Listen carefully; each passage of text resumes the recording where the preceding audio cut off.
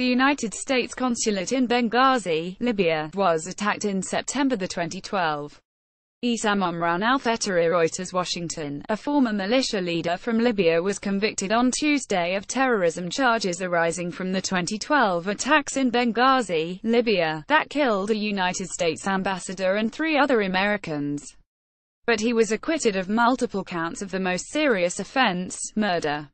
The defendant, Ahmed Abu Khattala, 46, was the first person charged and prosecuted in the attacks, which took on broader significance as Republicans and conservative news outlets sought to use them to damage the presidential ambitions of Hillary Clinton, who was then the Secretary of State. Yet the 7-week trial in federal court in Washington received relatively little attention from such quarters. Mr. Khattala was convicted on 4 counts, including providing material support for terrorism, conspiracy to do so, destroying property and placing lives in jeopardy at the mission, and carrying a semi-automatic firearm during a crime of violence, but acquitted on 14 others. He faces life in prison. The mixed verdict showed the difficulty of prosecuting terrorism cases when the evidence is not clear-cut. The outcome was reminiscent of the 2010 federal trial of Ahmed Khalfan-Garalani, a Tanzanian man and former Guantanamo Bay detainee who was charged in federal court as a conspirator in the 1998 bombings of 2 American embassies in East Africa that killed hundreds. Mr. Garalani was acquitted of most of the charges, including each murder count for those who but he was still sentenced to life in prison for a conviction on 1 count of conspiracy. Mr. Khattala, wearing a white shirt, betrayed no emotion in response to the verdict. Mr. Khattala's attorney, Michelle Peterson, declined to comment after it was announced.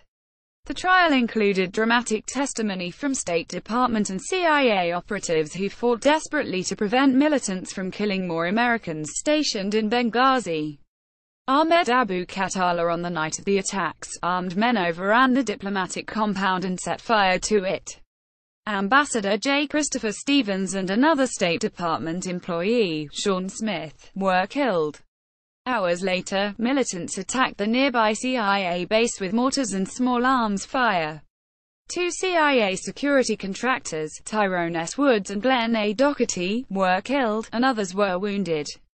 The unusual circumstances of the crime and the evidence, an orchestrated, military-style assault in a near-failed state, were a challenge for federal investigators and prosecutors. The government showed the jury large amounts of surveillance video from the attacks, but Mr. Khattala did not show up inside the diplomatic compound until the fighting was over. Prosecutors acknowledged that no evidence existed that Mr. Khattala had personally fired any shot to set any buildings ablaze, but argued that he had nevertheless helped orchestrate the attacks and aided them while they were underway. To make that case, they drew primarily on testimony from 3 Libyan witnesses and on a database said to be Mr. Khattala's cell phone records. Prosecutors presented witnesses who said that leading up to the attacks, Mr. Khattala had talked about the need to get rid of what he saw as an American spy base in Benghazi, and gathered weapons with his militia a few days beforehand. Prosecutors said that he showed up outside the diplomatic mission before the assault there began, that he had been in phone contact with several of the attackers who were part of his militia. A prosecutor, Michael DiLorenzo, called them part of his hit squad, and that afterward he had expressed frustration that another militia leader had prevented him from killing more Americans as they were evacuated. Defense attorneys, however, sought to raise doubts among jurors about whether Mr. Khattala had really played the role of on-site commander. They portrayed the phone logs as murky, while also stressing that those same records, if credible, suggested that Mr. Khattala had gone home hours before the mortar attack on the CIA annex. They also questioned whether it was really possible to identify who was in blurry surveillance video. And they portrayed the government's Libyan witnesses as liars and con men who were probably making up their stories because they were Mr. Khattala's enemies and because the United States paid them.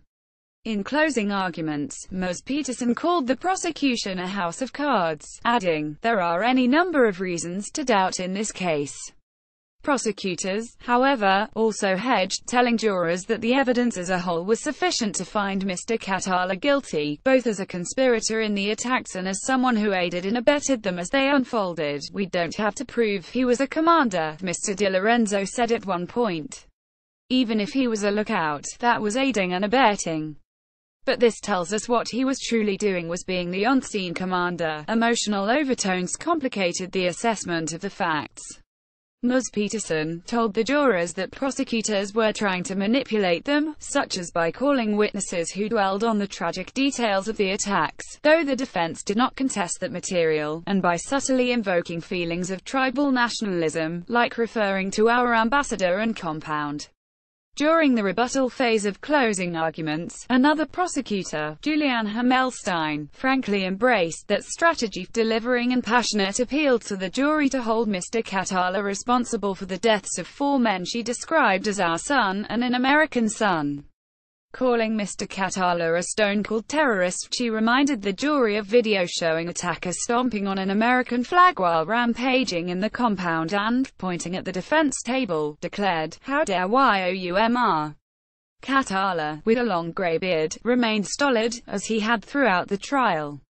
Although the jury was apparently unpersuaded that Mr. Khattala should be held responsible for the later attack on the CIA annex, Mike Pompeo, the CIA director, emailed staff about the convictions, saying that a small measure of justice was meted out, in part because Mr. Khattala's 4 convictions could be enough to keep him imprisoned for the rest of his life. It was not clear what consequences the 14 acquittals would have.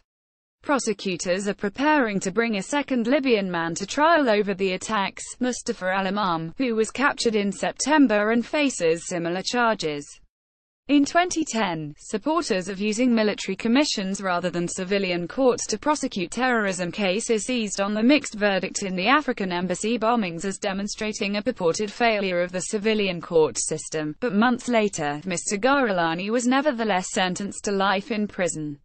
In the years since, meanwhile, the military commissions system has had difficulty bringing contested cases to trial, while several of its few convictions, from plea deals, were overturned on appeal.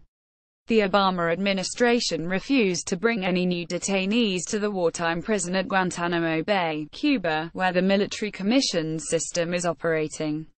But a trial before the War Crimes Tribunal was probably not an option for Mr. Khattala. That system has jurisdiction only over members of groups with which the United States is at war, such as Al-Qaeda, and while Mr. Khattala shared an Islamist ideology, scant evidence existed that he was a member of any such faction.